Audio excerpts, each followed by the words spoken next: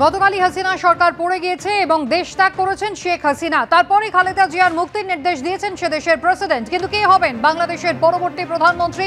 নোবেলজয়ী অর্থনীতিবিদ মোহাম্মদ ইউনূসকে তদারকি সরকারের প্রধান হিসেবে চাইছেন আন্দোলনকারী ছাত্ররা।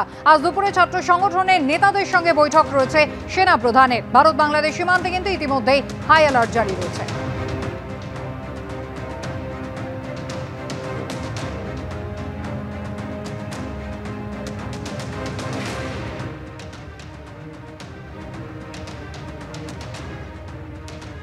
গতকাল দেশ ত্যাগের পর বাংলাদেশের তৎকালীন যিনি প্রধানমন্ত্রী ছিলেন তিনি কিন্তু শেখ হাসিনা ইতিমধ্যেই এসে পৌঁছেছিলেন গাজিয়াবাদের হিন্ডন বিমান ঘাঁটিতে। তার বিমান এসে পৌঁছায় এবং সেখান থেকে আজ তার বিমান উড়ল এমনটাই খবর পাওয়া যাচ্ছে। সকাল 9টা নাগাদ উড়েছে C-130J উড়ান। পরবর্তী গন্তব্যের দিকে বিমান উড়ে গিয়েছে। কোথায় শেখ হাসিনার বিমান যাচ্ছে এখনো জানা যায়নি। পরিস্থিতির দিকে ভারত নজর রাখছে এমনটাই সূত্র মারফত খবর। গতকাল বাংলাদেশ ছাড়ার পর শেখ হাসিনা এবং তার বোন তারা এসেছিলেন ভারতে। গাজিয়াবাদে তাদেরকে সেফ হোমে রাখা হয়েছিল। অজিত ডোভাল জাতীয় নিরাপত্তা উপদেষ্টা তিনি সাক্ষাৎ করেছিলেন তাদের সঙ্গে রাতে।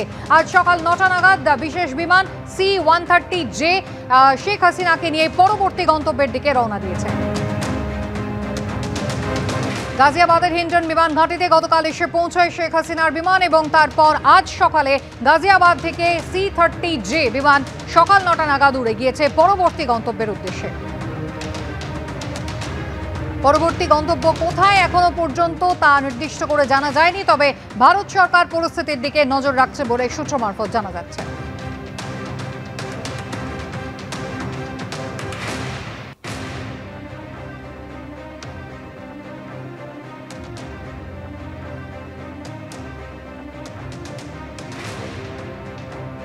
এদিকে ভারতে চিকিৎসা করাতে এসে বহু বাংলাদেশি কলকাতায় আটকে গিয়েছেন। মির্জা গালিব স্ট্রিট, পার্ক স্ট্রিটে যারা ওঠেন তাদের জন্য পুলিশি নিরাপত্তা কড়াকড়ি করা হয়েছে।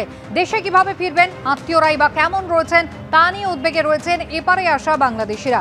কলকাতা থেকে বাংলাদেশিদের নিয়ে পেট্রাপোল সীমান্তের উদ্দেশ্যে বাস রওনা দিয়েছে। চিকিৎসা সূত্রে অনেকেই ভারতে আসেন এবং কলকাতায় এরকমই বিভিন্ন জায়গায় আটকে পড়েছেন বাংলাদেশিরা। Mirza Ghalib Street, Park Street এই সমস্ত চত্বরেই মূলত এরা হোটেলে আশ্রয় নেন এবং সেই সমস্ত জায়গায় নিরাপত্তা তাদের জন্য বাড়ানো হয়েছে। কিভাবে তারা দেশে ফিরবেন, যারা দেশে রয়ে গিয়েছেন তারাই বা কেমন রয়েছেন তা নিয়ে যথেষ্ট উদ্বিগ্ন এরা। পেট্রাপোল সীমান্তের উদ্দেশ্যে বাংলাদেশিদের নিয়ে কলকাতা থেকে বাস রওনা দিয়েছে। গতকাল থেকে যে অশান্ত পরিস্থিতি তৈরি হয়েছে বাংলাদেশে তাতে ইতিমধ্যেই কিন্তু মানুষজনের ওপরে তার সক্রিয় প্রভাব পড়তে শুরু করেছে, সরাসরি প্রভাব পড়তে শুরু করেছে। বাংলাদেশিরা যারা ভারতে এসেছেন চিকিৎসার জন্য, মূলত যারা কলকাতায় আসেন তাদের অনেকেই আটকে পড়েছিলেন। তাদেরকে নিয়ে ইতিমধ্যেই বাস সীমান্তের উদ্দেশ্যে রওনা দিয়েছে। এই 4 দিনে আমরা তো টাকা পয়সা খরচ করে ফেলেছি, এখন যাওয়ার অপেক্ষায় আছি। আমরা হোটেলও অলরেডি পেমেন্ট দিয়ে দিয়েছি, কিন্তু ফ্লাইট হচ্ছে না। আমি যে এয়ারলাইন্স থেকে এখন আসলাম, ওখানে বলতেছে যে না, ইন্ডিগো এখনও কোনো ফ্লাইট দেয়নি। হ্যাঁ, আমি রিটার্ন টিকিট করেছিলাম। হ্যাঁ, কনফার্ম ছিল। আমি গতকালকে জানতে পারলাম। আমি তো ভীষণ সমস্যায় আছি এখন। আমার পরিবারের পরিজন আমাকে নিয়ে টেনশনে আছে, কিন্তু এই কয়েকদিন তো আমার ব্যবসা প্রতিষ্ঠান টোটালি বন্ধ ছিল।